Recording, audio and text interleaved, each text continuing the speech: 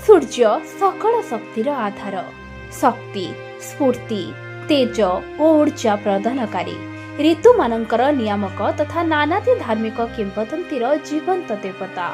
सौर मासर गणन सूर्य 12टी राशिचक्र को 12 मासरे परिक्रमा करती। सूर्य धनु राशि मकर राशि को आसवा दिवसटी को मकर संक्रांति भाव में पालन कराए। मकर राशि अधिपति होउछंती शनिदेव। से सूर्यंकर पुत्र भाव में कल्पित। एही दिन शनिदेव को प्रसन्न करने को तिल जल बा राशि पड़िथिबा पानी रे स्नान करी कला वस्त्र पिंधंती एवं अन्न वस्त्र घृत कंबल इत्यादि दान करती। एपरि कले 10 गुणा अधिक फल मिले बोली कथित अछि। मकर संक्रांति ठारू शीतर प्रकोप कमे, दिन बड़ हुए एवं सूर्यंकर तेज प्रखर हुए, तेणु खाद्य तालिका मध्य बदली जाए। भारतर विभिन्न राज्य रे एही पर्वटी को भिन्न भिन्न नाम दिया जाइछि। जम्मू रे उत्तरेन बा माघी संगरात कहा जाए।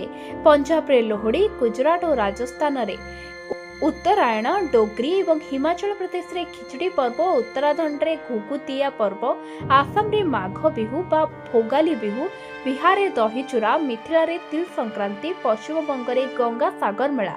एही दिन गंगा अवतरण होइथिले बोली पश्चिम बंग रे विश्वास रहिछि।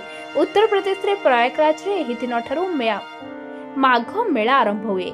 तमिलनाडु रे पोंगल, कर्नाटक रे सुगकी हब्बा, केरल, आंध्र प्रदेश और तेलंगाना रे संक्रांति तथा आम ओडिशा रे मकर संक्रांति भाव में प्रसिद्ध। दक्षिण पश्चिम पश्चिमबंग, दक्षिण पूर्व झारखंड, पूर्वोत्तर ओडिशा रे आदिवासी जनजातिर भाई भौणी माने एही दिनटी को टुसु पर्व भाव में पालन करती। चाउल बाहर करने समय जो धान कुंडा बाहर ताकू टस कहा जाए। एही शब्दरू टुसु पर्वर कल्पना होइछि। फसल कटारे खुशी रे टुसु प्रतिमा तैयारी करी ताकू पूजा करा जाए एवं बाजा नाच सह ताकू नदी जल रे विसर्जन करा जाए। टुसु गीत मकर संक्रांति रे क्षेत्रीय विलास।